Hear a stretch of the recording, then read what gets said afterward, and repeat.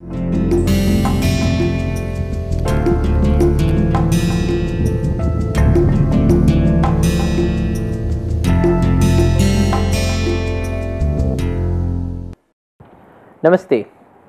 You may have visited some zoos in some part of your life. Now, zoos are places where we normally go to experience the sighting of animals. But then zoos are also extremely important for us as ex situ conservation facilities.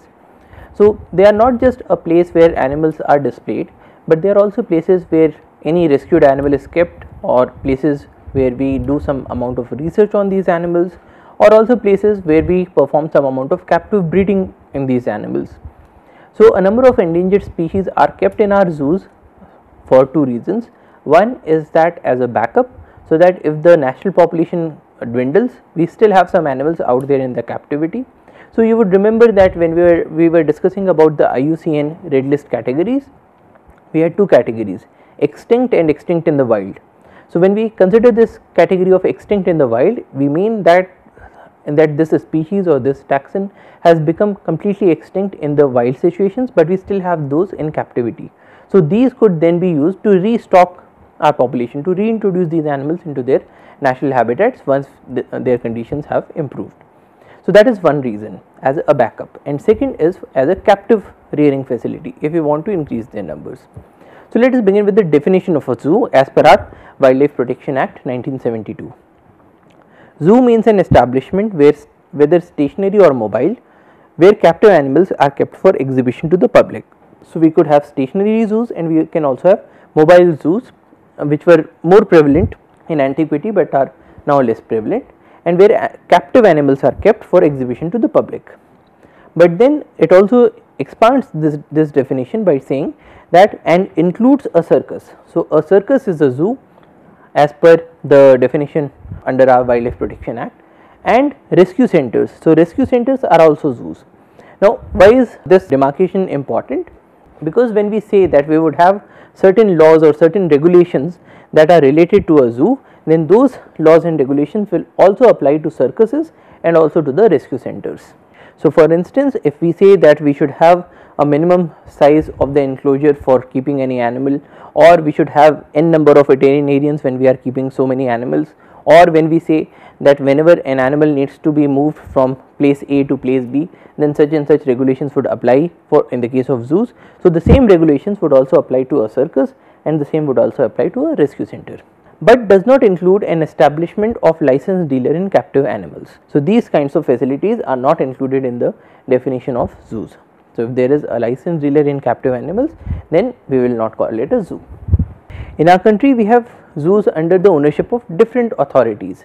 So, we have municipal zoos, so we have 17 in number. So, these are the figures as on March 2018. So, we have municipal zoos, we have state government zoos that belong to some institutions, we have state government zoos that belong to the forest department, and these are the largest category of zoos. Then we have some zoos in the public sector, we have some zoos in the private sector. Then we have some zoos that belong to some NGOs or society or trust.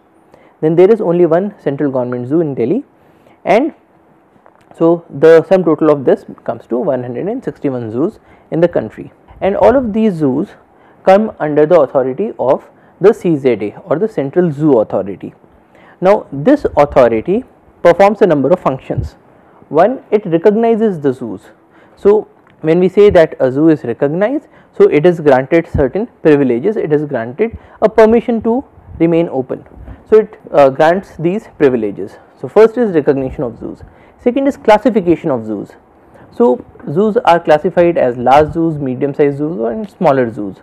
Now, for all of these different categories of zoos, we will have certain requirements. So, in the case of a large size zoo, you should have this much amount of area, these many number of animals, and so on. So, CZA also categorizes these zoos. Then it also performs a regulatory role on the zoos. So, time and again officials from the Central Zoo Authority would visit these zoos and then inspect these zoos whether they are performing well or not. If there are any problems, they would point them out to be corrected and so on.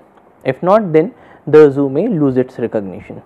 Then it also performs the role of a facilitator. So, facilitator in terms of getting more funds for these zoos, facilitation in terms of getting more scientific innovations or more technological interventions into these zoos. Then if there is a captive breeding facility, then CZA would come up with guidelines, would inspect those as well. If there is any movement of animals from one zoo to another zoo, if there is any import of animals that needs to be done, if there is any export of animals to another country, then all of those are also facilitated by the Central Zoo Authority. Now in its role, it also vets the master plans for the zoos. It has come up with a number of master plan guidelines. Now master plans are those documents in which we do all the planning of a zoo. So essentially what sort of facilities need to be developed, what are our current facilities, what all facilities need to be upgraded, what do we want to do say in the next 5 years. So all those things would come up in the master plan. Even things like if there is any emergency, how are we going to evacuate people, how are we going to evacuate the animals, if there is any disease outbreak, what is going to be our stance, what are the facilities that are available for us to deal with any disasters. And so all these planning aspects come up in the master plan, and then this is also vetted by the CZA. Then the CZA also helps in the creation and running of the captive breeding facilities for a number of animals. It also helps in the maintenance of the stud books. Now this is an example of the tiger stud book. So essentially what a stud book contains is that it would have a stud number, the sex of the animal, when it was born, then how was it sired. So sired means whether it was born out of a wild tiger or whether it was a part of the captive breeding. Then you have the dam. So sire refers to the father, dam refers to the mother. Who was the mother? Was it one of the wild animals or was it one of the earlier animals that has been referred to here in the case of a captive breeding? Then what was the location in which it was born or where it was captured? Then at different dates, so here we have different dates, and then what was the event that happened with this animal. So for instance, the first animal that is referred to here is our famous tiger Mohan. So Mohan was the first white tiger that was captured in the place called Rewa. Now this animal was captured in 1951 and then it was transferred on 27th of May 1951 and then it died on 19th of December 1969. So essentially we have a record of this animal. Next you have the name of this animal, then who did the breeding, and then some other tags that are used to tell us the old registration numbers, new registration numbers, and so on. Now why is the maintenance of a stud book important? Now this is important because in any of our captive breeding facilities we want to minimize inbreeding as far as possible. Now here we have the first tiger which was Mohan that was captured in the wild, and then we have the second tiger called Begum. It was a tigress, it was a female that was also captured in wild. Now for instance, if we look at this tiger number 6, now tiger number 6 is a male.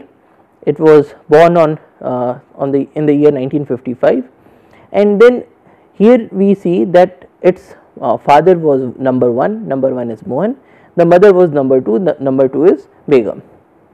Now for some other animal, say animal number 10, this was a female and this also had the same parents. Now this animal was then transferred to some other zoo. So this animal was there in the Delhi zoo, and this animal number 6 was there in the Ahmedabad zoo. Now if we are doing any captive breeding operation and we would want to bring animals from as far as possible, but then even these animals, one was there in Ahmedabad, one was there in Delhi, both of these animals are related. So how do we get to know about this relationship? This is only possible when we maintain these documents in the name of stud books, and these stud books are also maintained by the CZA. So that is about the administrative part, but then what actually happens in the zoos? So we go there, we see the animals, but then what is going on in the background? So we will take the case study of Mysore Zoo as an example of what actually happens in a zoo. So one primary concern in a zoo is to create a cozy environment for the residents. So if we observe these tigers, so these tigers have been given ample amount of space. There is a small waterfall here so that this area is kept cool. We have quite a number of trees around so that this animal gets a shade. We also try to ensure that these animals are kept at an elevated position as compared to human beings. So what we mean by that is that if we have, this is a pathway, so we would have an elevated ground on which the animal is kept. So people, when they are observing the animal, they are looking up to the animal. Now why is this important? Because psychologically, if an animal is looked down upon, so if you are always looking down at the animal gets a feeling of threat. So this is one way in which we try to ensure that even psychologically the animal is in a cozy environment. Now similarly, we would have places for the animal to sit and bask in the sun if required. We would also have some shades, we would also have some other chambers in which this animal may go inside and hide in privacy if it does not want to come out, if it does not want to display itself. Inside these chambers we would also have things such as these logs. Now these logs are important because in the case of tigers, they have a habit of scratching with their nails. So they should have some surface on which to scratch. If they are only kept on a concrete surface and if they are trying to scratch something, they will break their nails.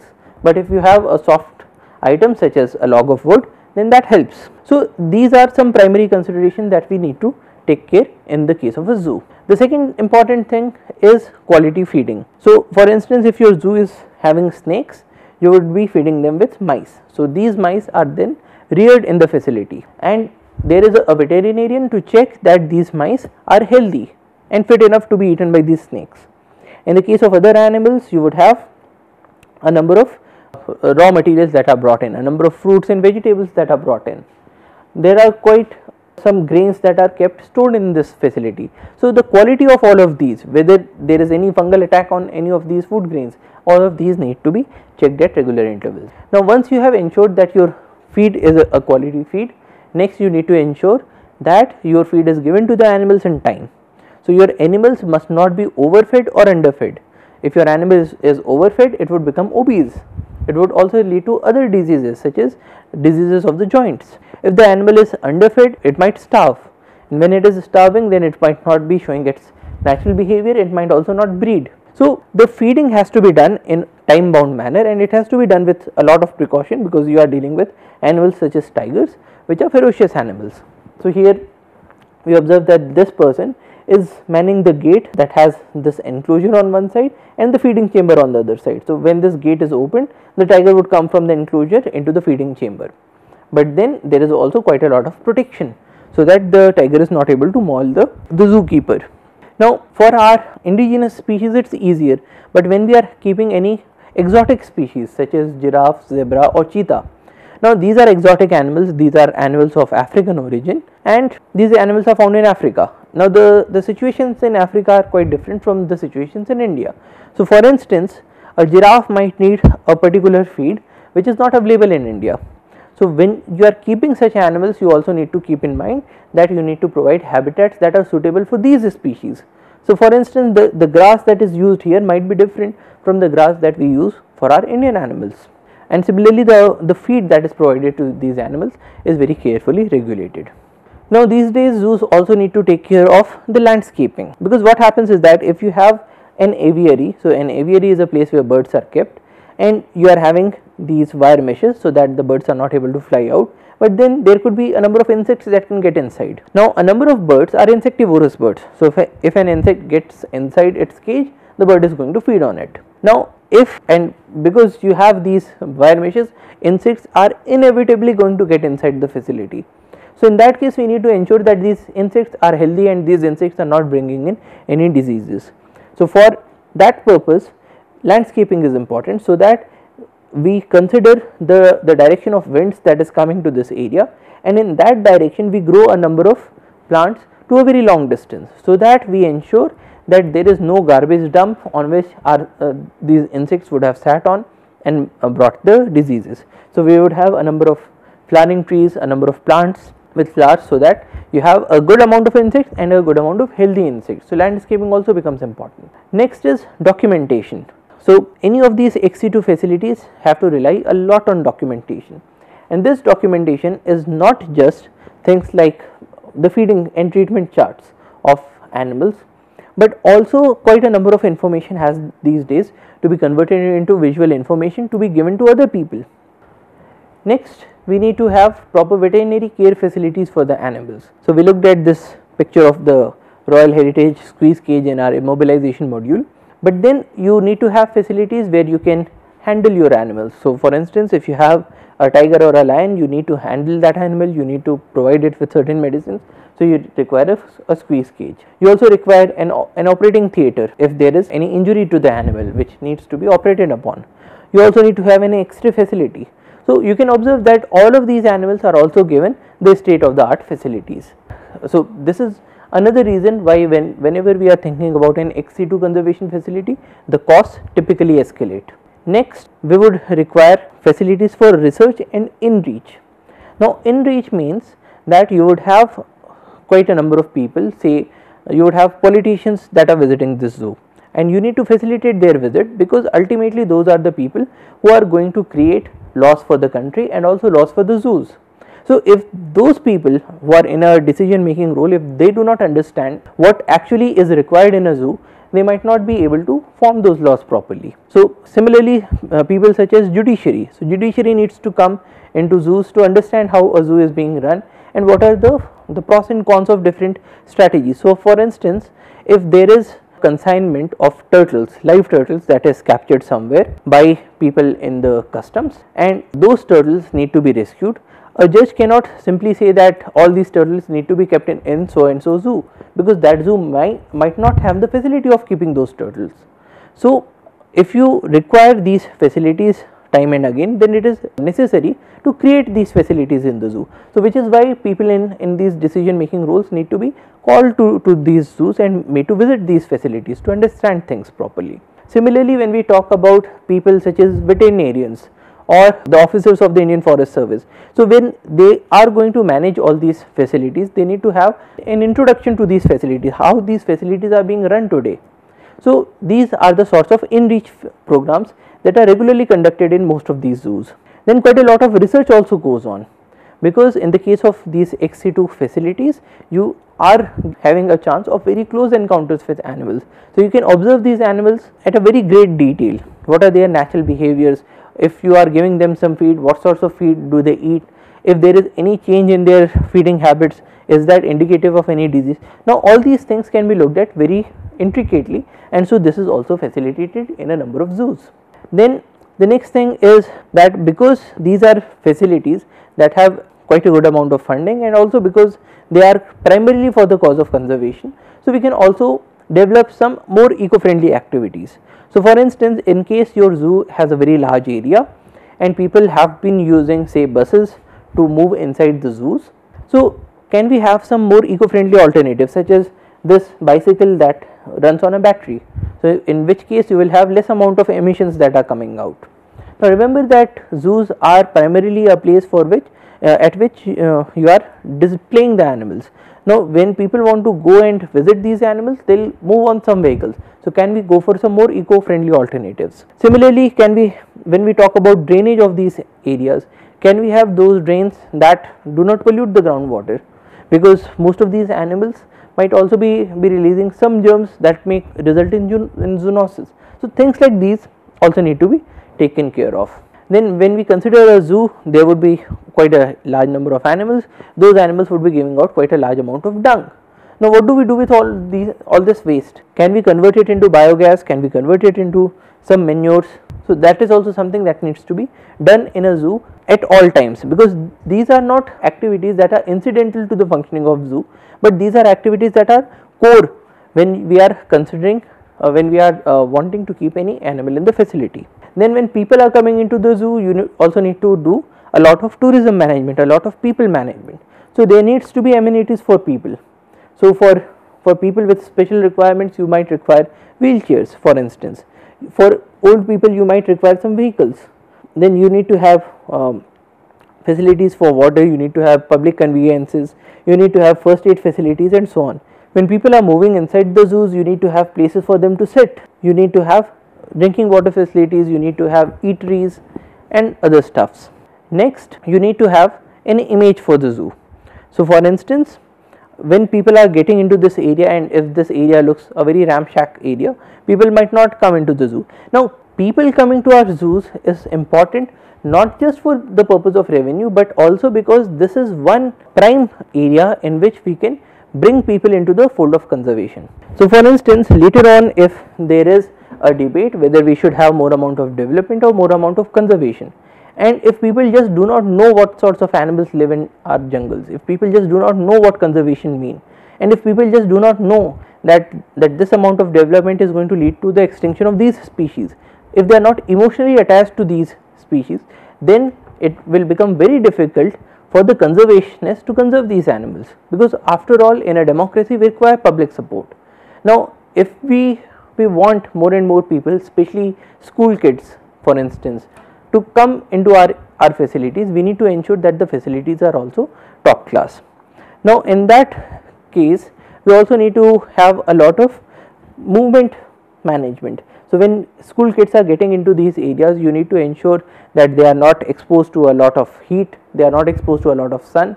The ticketing facilities take the minimum amount of time, and at the same time people are also given an exposure of the do's and don'ts in a very intuitive way. So for instance, this is a board that is kept there in the zoo, and there is a person who sits here. Now what this board says is that if you are coming into this zoo and if you have a plastic bottle, now people would normally come with plastic bottles because a zoo is a large area, and while walking people might get thirsty even though we have drinking water facilities.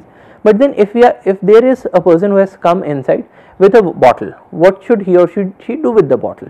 Should he or she throw it out? If they are throwing it out, where should they throw it? Because remember that we are talking about an ex situ conservation facility. If people just throw things here and there, then there might be, say, monkeys around who would take it and then put it into an enclosure. So that might also result in an emergency situation. So what this person is doing here is that if you come inside with a plastic bottle, he would just put in a sticker on this bottle and he would charge you 10 rupees for that. And then when you are going out of the zoo, you need to come to this area again. If you show him this bottle with the sticker, you will get your 10 rupees back. Now this is a very intuitive way to ensure that people do not leave their plastic bottles inside the zoo, because there is a financial involvement here. Now not only are animals displayed, but zoos also have areas where they have these morning walk and evening walk facilities in which they are showing all these palm trees. Then at the same time they have areas in which you can observe butterflies, in which you can observe these plants such as the bryophytes or the hydrophytes. So such kinds of plants are also displayed. So not just the animals.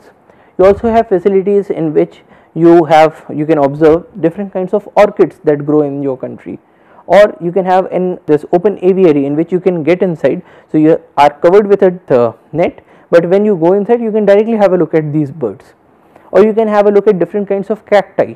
Now why is this important? Because we do not want to display our animals, but we want people to appreciate the various kinds of biodiversity that exists in our country and why all these need to be conserved.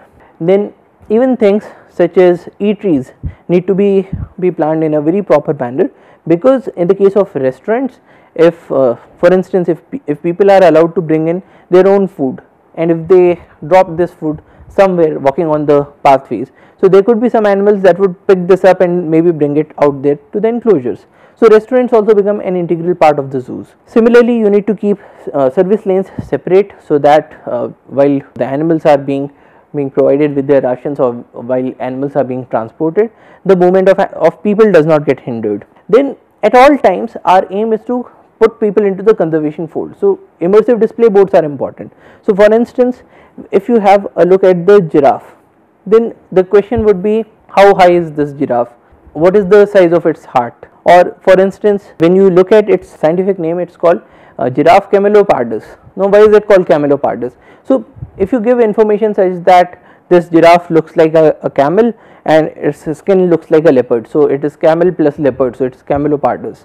So things like that engage people, and especially the school kids, so that they are more attuned to the cause of conservation. Now rescue facilities, they also come under the definition of zoos. So we have rescue facilities for the rescue of sloth bears. Now these bears were earlier used by bear dancers that go by the name of kalandars. Now when this profession was outlawed and all these bears had to be rescued, so most of these bears cannot just be released into the wild. Why? because when these bears were put into this trade of bear dancing, so their claws were removed, their teeth were removed, their noses were pierced, and there was a rope that went inside. A number of these bears have had large amounts or a large number of diseases such as tuberculosis. Quite a number of these bears are blind. What do we do with these bears? We cannot just leave them out in the forest because they cannot survive there. So we need to create another facility for them. Similarly, the facility for lions. Now these were the lions that were rescued from different circuses. Again, these lions have had quite a number of diseases including tuberculosis, and you cannot release them out in the wild. Now things such as turtle rescue facilities. So this is one facility that is close to Dwarka, and what the department is doing here is that in the case of beaches where turtles lay their eggs, so there could be dogs that come there and eat up all the eggs, and these days the population of the Pariar dogs is increasing. So the department people go to the beaches, collect those eggs, then bring them out into this enclosure that is surrounded by the nets, and then these eggs are left to hatch. Once they have hatched, then they are taken into these facilities in which we have large sized tanks, and in those tanks we rear these turtles to an age where they become self sufficient, and then we release them out in the wild. These sorts of ex situ facilities also come in the definition of zoos as per the Wildlife Protection Act. Now one other thing, so these were the good things about the zoos, but then in a number of zoos there are problems still which need to be tackled. So let us have a look at this tiger.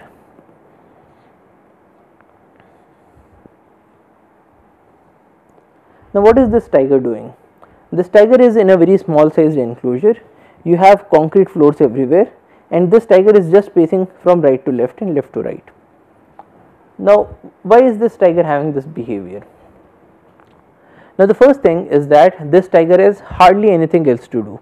If you look at this enclosure, there is hardly any behavioral enrichment. So for instance, if you are kept in a room and you do not have anything to do, what would you do? You do not have a book to read, you do not have a movie to watch, you do not have a toy to play with. So this is the situation of this tiger. So this tiger is feeling bored, and this tiger is displaying a behavior that goes by the name of stereotypes. Now stereotypes are behaviors that an animal depicts when this animal is under stress and when the animal is feeling extremely bored. So in this case, this behavior would go on again and again, and then later on, if you are rearing these animals and later on if you try to release them out into the wild situations, if you are trying to reintroduce any of these animals, they would show these stereotypic behaviors even in the wild. So this would reduce their fitness in the wild situations. So these are things that need to be taken care of, and these days in the zoos we are giving more and more attention to these things. So what do we do to counter these behaviors such as stereotypes? We go for behavioral enrichment. Now this is an image from the Johannesburg Zoo, and what do these people do? So here you have another tiger, and this tiger is pulling against this block, this sphere of mud. Now why is this tiger doing this? Because you are giving something for this tiger to do. This tiger also has 24 hours in a day, and it can only sleep for n number of hours, not more. So this tiger needs something to do. So what are the kinds of behavioral enrichments that you can give to an animal? So for instance, in certain situations the animal was given food on a platter. So here the animal has the feed, the animal comes here, eats the feed, and say it takes 20 to 25 minutes, and after eating this food it has got nothing else to do. So how can you enrich this behavior? You can take, say for instance, a log of wood, and in this log you create some holes. So here you have a big hole, and then you put your meat inside, and then you cover this area, and maybe you have, say, a small projection here which if pressed will open this end. So now if you give your tiger meat in this format, the tiger would, and this whole area has been scented with the meat smell. So now your tiger will go on playing with this log because it knows that there is food somewhere inside, but it does not know how to get to that food. And then while playing, if it presses this button, it will get this food out. Another way in which an animal is given behavioral enrichment is that when we have all of this meat, it is say frozen, and so it becomes an ice block. And when you have this ice block, if you give it to the animal, it would start licking on this ice. This is especially done in the extreme summer seasons. So in this case, the animal would be licking on this ice block. It would not get to the meat right away, but then eventually it will get to the meat. So in place of taking 20 to 25 minutes, it will take say 90 minutes. Or for instance, in the case of bears, so in the case of bears, you can for instance hang a ball, and this ball is laden with honey, and this ball is kept at a height. So if you have this bear here, this bear would try to get to this ball, but this ball is right above its height, so it will only get a few chances of licking at the honey, but it will have to play with this ball again and again. Or for instance, in the case of Finland Zoo, we observed that there was a tiger, and this tiger was given a football. Now what would a tiger do with a football? A football is a large sized ball, so this tiger will not be able to gulp it, and it will not choke in it. So what does this tiger do? This tiger plays with this football for some time, and then later on, when one of its nail pierces this football, all the air comes out, and this tiger feels very happy, just like a small kid that is playing with a balloon. So things like these are known as behavioral enrichments. And similarly, in this picture, what we are observing is that probably there is some food inside, and this tiger is pulling on this sphere so that this thing should open and it should get its feed. So these kinds of things are known as behavioral enrichments. We typically go for those behavioral enrichments that are close to the nature. So for instance, things such as bamboo shoots would be used, or things such as logs will be used. In some instances, we also go for artificial behavioral enrichments in the form of tire tubes or in the form of footballs. But then when an animal gets these things to play with, this animal remains excited, it does not feel bored, and it does not show the stereotypes. So things like these are also becoming extremely important when we are talking about our ex situ conservation facilities such as zoos. So in this lecture, we had a look at what zoos are. These are places where people can come and have a look at animals, but that is not all. These also include circuses, these also include the rescue centers. Then when coming to our traditional zoos, display of animals is not the only thing that a zoo needs to do. It needs to ensure that feed is coming in a proper manner, the feed is clean, this feed does not bring in any diseases, the feed is cooked properly, this feed is given to the animals at right times, the animals get all veterinary care that is required for them. You have a facility for x-rays, you have a facility for operating theaters, you have facilities for squeeze cages so that you can take blood samples, you can give the animals some medicines. Then you also need to ensure that all the people that are coming inside, because these people are our guests in the zoos, because one of their primary functions is the display of animals. So when people are coming, you need to ensure tourism management. These people should be happy, these people should be content. Then when these people are coming inside, you need to ensure that their movement is proper, they are kept separate from the animals, they are not able to poke their fingers inside one of the cages so that the animal is able to bite at their fingers. Emergency situations need to be dealt with. The animals need to be kept in a manner that they are not able to come out. So for instance, in a number of situations, we will have large size boats. So boats will be large size drains that are filled with water, so the animal is not able to jump outside. But at the same time, you also need to ensure that the animal is kept at a higher elevated position, so that this animal does not feel psychologically threatened. This animal should not feel bored, so you give it behavioral enrichment. So there are a number of activities that are going on just in a small facility such as a zoo. So the next time you go to your local zoo or a municipal zoo or a national zoo, do keep in mind that you not just observe these animals, but you also observe what is going on in the background. So that's all for today. Thank you for your attention. Jai Hind.